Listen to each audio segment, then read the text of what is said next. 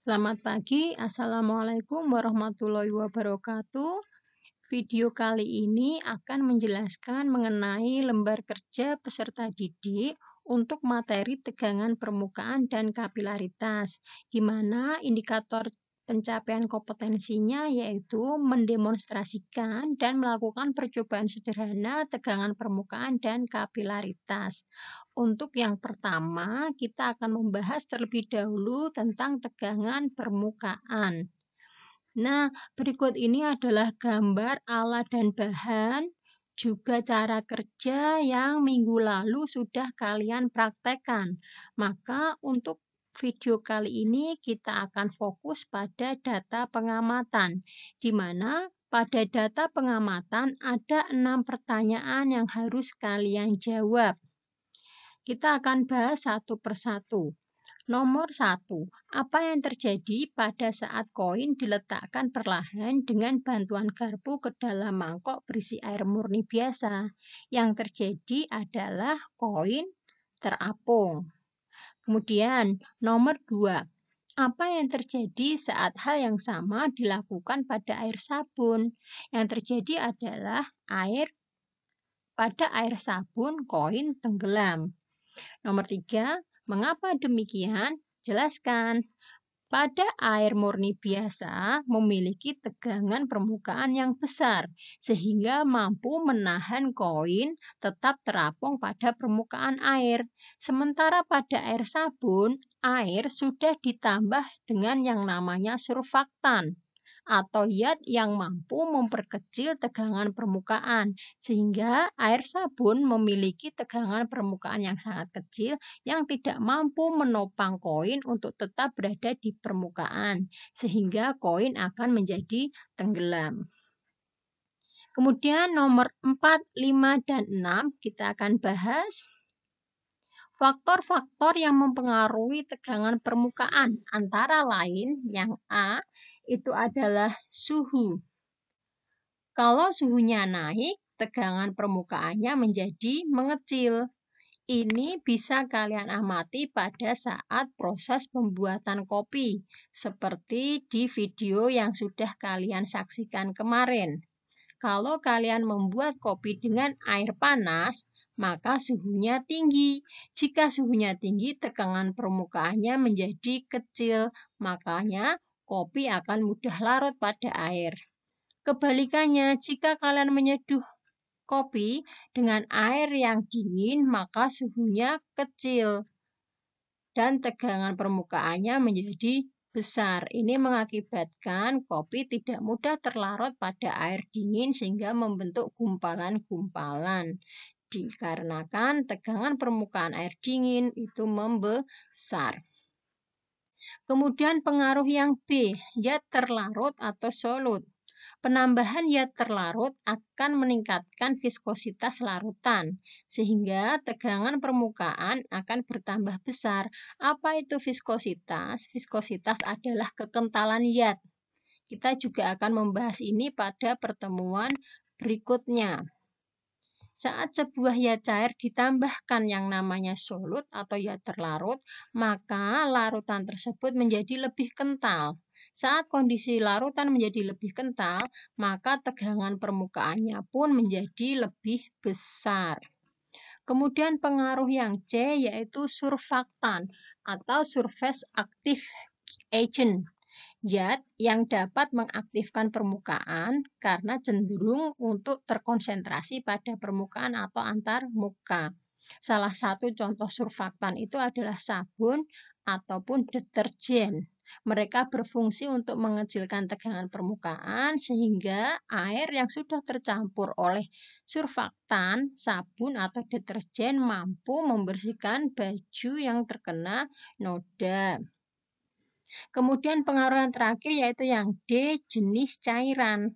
Pada umumnya, cairan yang memiliki gaya tarik antar molekulnya besar, seperti air, maka tegangan permukaannya juga besar. Sebaliknya, pada cairan seperti bensin, karena gaya tarik antar molekulnya kecil, maka tegangan permukaannya juga kecil. Ini merupakan pengaruh dari adhesi dan kohesi. Apa itu adhesi dan kohesi? Keduanya adalah gaya tarik-menarik antar molekul. Jika adhesi adalah gaya tarik-menarik antar molekul yang berbeda jenis, maka kalau kohesi adalah yang sejenis. Kemudian pembahasan nomor 5. Rumus tegangan permukaan, yaitu dirumuskan Y sama dengan F per D, di mana Z adalah tegangan permukaan dengan satuan Newton per meter, F adalah gaya tarik dengan satuan Newton, dan D adalah panjang permukaan dengan satuan meter. Soal terakhir. Berikut adalah contoh pemanfaatan tegangan permukaan yang dapat kita jumpai dalam kehidupan sehari-hari. Yang A, penggunaan sabun mandi atau deterjen untuk membersihkan kotoran. B, pemanfaatan air hangat atau panas untuk menghilangkan noda pada kotoran, karena A dan B ini ya, kotoran bisa hilang jika tegangan permukaan pada air itu menjadi kecil atau menghilang, sehingga air dapat melarutkan kotoran. Salah satunya dengan menggunakan surfaktan atau menaikkan suhu cairan. Kemudian yang C, pemanfaatan tegangan permukaan untuk membuat kulit tahu sebagai variasi bahan pangan. Ini berkaitan dengan viskositas atau zat terlarut yang ada dalam cairan yang membuat cairan tersebut menjadi lebih kental. Kemudian yang D, yaitu pemberian salep pada luka di kulit. Selain untuk memberikan antiseptik, salep juga membantu memperkecil tegangan permukaan luka sehingga salep mudah masuk dan menutupi seluruh area luka. Maka dapat disimpulkan bahwa tegangan permukaan adalah gaya atau tarikan ke bawah yang menyebabkan permukaan cairan berkonsentrasi dan benda dalam keadaan tegang. Nah, untuk itu akan saya beri satu latihan soal. Sebuah kawat yang panjangnya 24 cm berada di permukaan air dengan panjangnya sejajar dengan permukaan. Koefisien tegangan permukaan air 25 adalah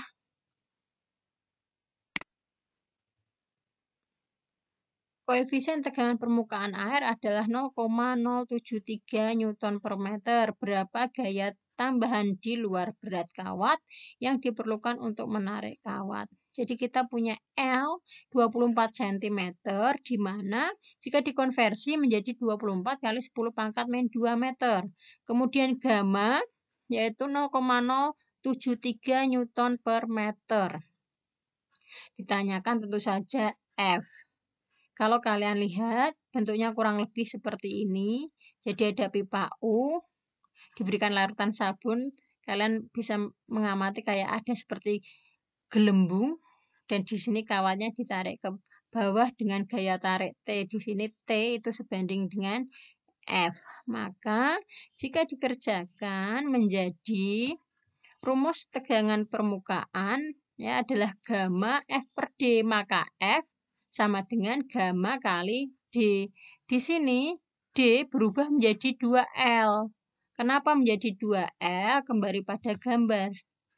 Di sini panjang kawatnya ada 2, yaitu untuk yang atas dan untuk yang bawah. Sehingga di situ menjadi 2L. Sehingga jika kita memasukkan angkanya, kita akan mendapatkan F sama dengan 0,073 kali 2 kali 24 kali 10 pangkat min 2, sehingga dihasilkan 0,073 ya, kali 48 kali 10 pangkat min 2 dengan hasil akhir 3,5 kali 10 pangkat min 2 Newton. Jadi gaya tambahan untuk menarik kawat atau F-nya ini adalah sebesar 3,5 kali 10 pangkat min 2 Newton.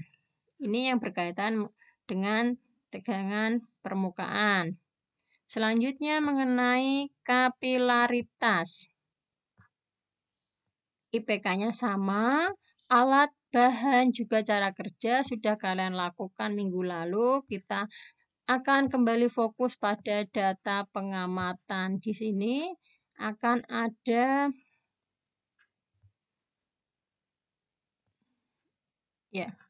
akan ada 7 pertanyaan yang harus kita selesaikan. Kita akan bahas satu persatu. Yang pertama, saat kalian praktek, berapa panjang tisu yang basah karena air? Ini bervariasi tergantung lama kalian merendam. Kedua, berapa panjang tisu yang basah karena minyak? Sama dengan halnya nomor 1, ini juga tergantung pada berapa lama kalian merendam tisu dalam air dan dalam minyak. Hanya saja pada nomor 3, pertanyaan nomor 3 akan menghasilkan jawaban yang sama. Lebih panjang yang mana? Pasti akan lebih panjang tisu yang menyerap air daripada tisu yang menyerap minyak. Mengapa demikian? Karena massa jenis fluida antara air dan minyak lebih besar air daripada minyak. Sehingga menjadi faktor penyerapan antara keduanya. Ya, kurang lebih ya. Karena kalian menggunakan tisu yang sama, hanya membedakan cairan yaitu air dan minyak. Maka yang bisa diamati di sini adalah massa jenis. Karena massa jenis air dan massa jenis minyak berbeda, maka akan menghasilkan daya serap yang berbeda. Dan daya serap yang lebih baik adalah dimiliki oleh air ketimbang minyak. Kemudian, faktor apa saja yang mempengaruhi kapilaritas untuk yang nomor 5 tadi? Yang pertama adalah tegangan permukaan. Ya, semakin besar tegangan permukaannya, maka kapilaritasnya juga akan semakin membesar. Kemudian, diameter pipa kapiler atau R ya. Jadi kalau kalian pakai tisu untuk praktikum kemarin, karena yang masuk di air murni dengan minyak sama-sama tisu, maka kita tidak bisa membandingkan antara pipa kapilernya.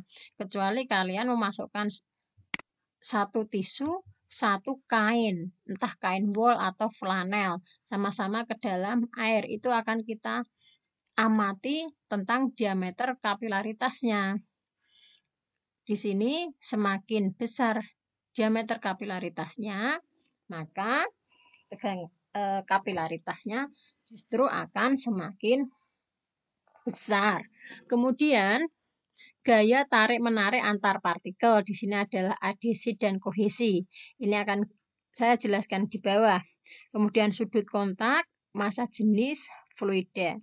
Jadi ada 5 pengaruh ini. 5 pengaruh ini akan merujuk pada rumus kapilaritas, di mana kapilaritas itu akan mengakibatkan ya cair naik atau turun. Naik turunnya ya cair di sini ya disimbolkan dengan H. Jadi tidak hanya kenaikan tapi juga penurunan ya. Ya cair. H sama dengan 2 gamma. Gamma ini adalah tegangan permukaan. Jadi kalau tegangan permukaannya besar, maka kapilaritasnya juga besar. Cos theta. Ya, theta adalah sudut kontak. Rho, massa jenis, ini yang kita praktekkan, kita fokusnya pada massa jenis karena kita hanya membedakan cairannya, tidak membedakan sumbu kapilernya atau tisunya. G gravitasi dan R ini kemarin tidak diamati ya. Maka kalau kalian ingin mengamati, kalian bisa mengganti tisunya dengan pipa kapiler yang lain. Ini adalah jari-jari penampang pipa kapiler. Kemudian lanjut ke nomor 7. Apa saja manfaat kapilaritas dalam kehidupan sehari-hari? 1. Naiknya minyak pada sumbu kompor sehingga membuat kompor menyala, termasuk kemarin membuat obor ya. Lilin itu juga salah satu manfaat dari kapilaritas. Kemudian naiknya air di musim hujan sehingga dinding rumah menjadi basah. Ini rembasan air pada dinding rumah ya. Kemudian naiknya air tanah pada akar melalui pembuluh tumbuhan ini terjadi pada proses fotosintesis. Jadi ini sebenarnya tidak seluruhnya manfaat. Manfaat itu kan yang mendatangkan keuntungan bagi kita, yaitu yang poin pertama dan poin terakhir. Tapi yang poin tengah ini adalah manfaat negatif atau yang merugikan, bukan yang memberikan manfaat, tapi yang merugikan, yaitu rembasan air pada tembok di musim hujan. Ini mengakibatkan tembok menjadi berlumut ya dan merusak cat dinding. Sehingga ini adalah manfaat negatif dari kapilaritas. Dapat disimpulkan bahwa kapilaritas adalah gejala atau peristiwa meresapnya zat cair melalui celah-celah sempit atau pipa kapiler. Di percobaan kalian kemarin adalah melalui tisu. Jadi yang bertindak sebagai pipa kapiler adalah tisu. Kita lanjutkan ke latihan soal. Di sini, pada sebuah pipa kapiler memiliki diameter 0,6 mm, kemudian dimasukkan secara tegak lurus ke dalam sebuah bejana yang berisi air raksa dengan rho sama dengan 13.600 kg per meter kubik. Sudut kontak raksa dengan dinding pipa adalah 140 derajat. Sekali lagi adalah 140 derajat. Jadi ini sudut kontaknya besar sekali dan lebih besar dari 90 derajat. Ini ada catatannya nanti ya. Bila tegangan permukaan raksanya yakni 0,06 Newton per meter, maka berapa penurunan raksa dalam pipa kapiler tersebut? Di sini juga ada kata-kata penurunan. Ini juga poin. Sudutnya ini juga poin penting. Kita akan selesaikan. Diketahui D ya, 0,6 mm. Ya, memiliki diameter berarti D. Karena yang dibutuhkan R, maka kita akan membreakdown D menjadi R. Kalau D-nya 0,6, maka R-nya 0,3. Atau 3 kali 10 pangkat min 4 meter. Kemudian gamma. Gammanya adalah 0,06 Newton per meter. Ya, di mana gammanya ini ya, yaitu tegangan permukaannya 0,06 Newton per meter. Kemudian di sini ada rho untuk raksa adalah 13.600 kg per meter kubik. Gravitasinya diberikan 9,8 10 meter per sekon kuadrat dan Theta. Theta di sini adalah sudut kontak. Jika belum paham apa itu sudut kontak, akan saya jelaskan setelah ini. Karena yang diketahui sudah ada dan ditanyakan yaitu H atau penurunan permukaan raksa di pipa kapiler, kita langsung masukkan rumus saja di mana H adalah 2 gamma cos theta per rho GR. 2 kali 0,06 cos 140 derajat dibagi 13.600 kali 9,8 kali 3 kali 10 pangkat min 4. Sehingga dihasilkan 0,0023 mm. Dengan catatan di sini adalah min. Kenapa min? Yang membuat di sini min itu adalah sudut kontaknya. Kenapa? Sudut kontaknya adalah 140 derajat. Ini lebih besar dari 90 derajat atau bisa diartikan ini adalah sudut tumpul. Cos 140 derajat berada di kuadran 2 sehingga sifatnya negatif. Sudut tumpul memiliki cos negatif. Sehingga kata-kata pada soal di sini adalah penurunan. Dan ini sudah dibuktikan pada jawabannya benar yaitu negatif. Ada kata-kata penurunan. Jadi jika sudutnya lebih dari 90 derajat atau sudut tumpul, maka hasilnya akan negatif. Dan hanya ketinggiannya itu tidak naik tetapi turun. Penjelasannya adalah sebagai berikut. Silakan dibandingkan antara gambar merah dan gambar biru. Gambar merah ini adalah meniskus cembung, sementara gambar biru adalah meniskus cekung. Meniskus cembung biasanya terjadi pada raksa. Hal ini dikarenakan gaya kohesi air raksa itu lebih besar ketimbang adesinya. Yang artinya apa? Air raksa, molekul-molekulnya itu lebih senang bertarikan sesama dirinya ketimbang bertarikan dengan wadah. Sehingga mereka lebih menarik pada dirinya sendiri dan di sini terjadi cembungan. Jadi terbentuklah meniskus cembung. Kalau kita tarik sudut kontak di sini, ini cembungan ini kita luruskan. Jadi sudut kontak itu hasil pelurusan dari kondisi cembung atau cekung. Kita bisa amati theta di sini adalah tumpul atau lebih besar dari 90 derajat. Ini kebalikannya dengan air. Air yang diberikan pada wadah kaca akan memiliki meniskus cekung. Kenapa? Karena kohesi air itu lebih kecil daripada adesi.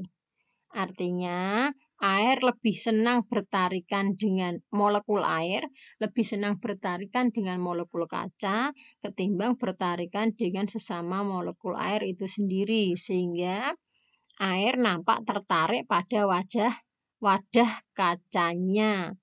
Nah, di sini membentuk meniskus cekung. Jika ini diperpanjang ke atas, maka akan membentuk sudut theta. Ini adalah sudut yang kurang dari 90 derajat, sehingga bisa disebut sudut lancip. Hal ini akan mengakibatkan meniskus cekung nanti hanya adalah naik. Sementara untuk meniskus cembung hanya turun. Ini bisa terlihat pada gambar berikut. Nah, ada dua wadah, yang kiri diisi air, yang kanan diisi raksa. Saat wadah yang diisi air diberikan pipa kapiler, ibaratkan bahwa ini gelas saya isi air, tengahnya saya berikan sedotan, maka air yang masuk ke dalam sedotan ini memiliki posisi lebih tinggi ketimbang air yang ada di luar sedotan. Sementara jika ini ada gelas, saya isi air raksa, kemudian saya tuangkan pipa kapiler berbentuk sedotan, maka raksa di dalam sedotan kondisinya lebih rendah dibandingkan raksa yang ada di luar sedotan. Nah, ini adalah penjelasan jika meniskus cembung itu bersifat negatif. Kenapa? Karena sudut kontaknya lebih dari 90 derajat atau sudut tumpul. Karena negatif, maka di sini hanya disebut penurunan. Berbeda dengan air yang memiliki meniskus cekung, memiliki sudut kontak lancip, ya, maka akan terjadi H itu positif atau mengalami kenaikan. Itu yang mengakibatkan soal yang barusan kita bahas bernilai negatif. Jadi antara yang poin dengan warna merah ini berkaitan. Demikian penjelasan dari LKPD yang kemarin sudah kalian bahas. Semoga bermanfaat. Selamat pagi dan terima kasih. Assalamualaikum warahmatullahi wabarakatuh.